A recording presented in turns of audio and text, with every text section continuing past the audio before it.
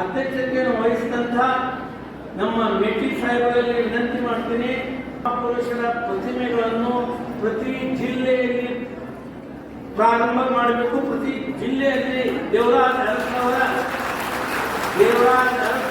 ಪ್ರತಿಮೆ ಪ್ರತಿಷ್ಠಾಪನೆ ಪ್ರತಿ ಜಿಲ್ಲೆಯಲ್ಲಿ ಆಗಬೇಕು ಅಂತ ನಾನು ಸರ್ಕಾರವನ್ನು ಒತ್ತಾಯ ಮಾಡ್ತೇನೆ. ನಮ್ಮ ಸಮಾಜವನ್ನು ಕೂಡ ಒಬಿಸಿಯಲ್ಲಿ ಸೇರಿಸಿರುವ ಅದಕ್ಕೆ ಅವರಿಗೆ ಶತ ಪ್ರಣಾಮಗಳನ್ನು ಅರ್ಪಿಸ್ತಾ ಇದ್ದೇನೆ.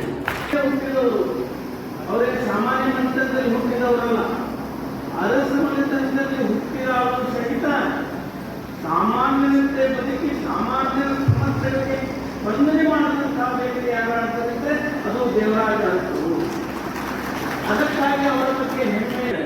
ಯಾಕಂತಂದ್ರೆ ಇವತ್ತು ಎಲ್ಲ ಕಡೆಗೂ ಪ್ರತಿಮೆಗಳು ನಿರ್ಮಾಣಕ್ಕೆ ಆಗಬೇಕು, ಇಲ್ಲಂತಲ್ಲ. ಯಾವ ಪ್ರತಿಮೆಗಳು ಸ್ಫೂರ್ತಿ ಬರ್ತದೆ, ಯಾವ ಪ್ರತಿಮೆಗಳನ್ನು ನೋಡಿದರೆ ಧೈರ್ಯ ಬರ್ತದೆ, ಯಾವ ಪ್ರತಿಮೆಗಳನ್ನು ನೋಡಿದರೆ ಉತ್ಸಾಹ ಬರ್ತದೆ ಅಂತ ಮಹಾಪುರುಷರ ಪ್ರತಿಮೆಗಳು ಪ್ರಾರಂಭ ಆಗಲೇಬೇಕು. ನಮ್ಮ ಸೌಭಾಗ್ಯ, ಬಾಗಲಕೋಟೆಯ ಸೌಭಾಗ್ಯ, ಇದೇ 25ನೇ ತಾರೀಕು ಬಾಗಲಕೋಟೆಯಲ್ಲಿ ಛತ್ರಪತಿ ಶಿವಾಜಿ ಮಹಾರಾಜರ ಮೂರ್ತಿಯನ್ನು ಪ್ರತಿಷ್ಠಾಪನೆ ಆಗ್ತಾ ಇದೆ.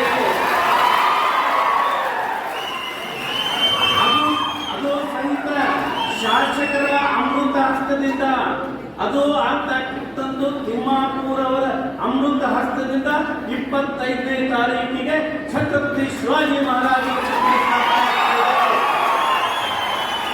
ಆ ಕಾರ್ಯಕ್ರಮಕ್ಕೆ ಸಮಸ್ತ ಎಲ್ಲರೂ ಬರಬೇಕಂತ ವಿನಂತಿ ಮಾಡಿ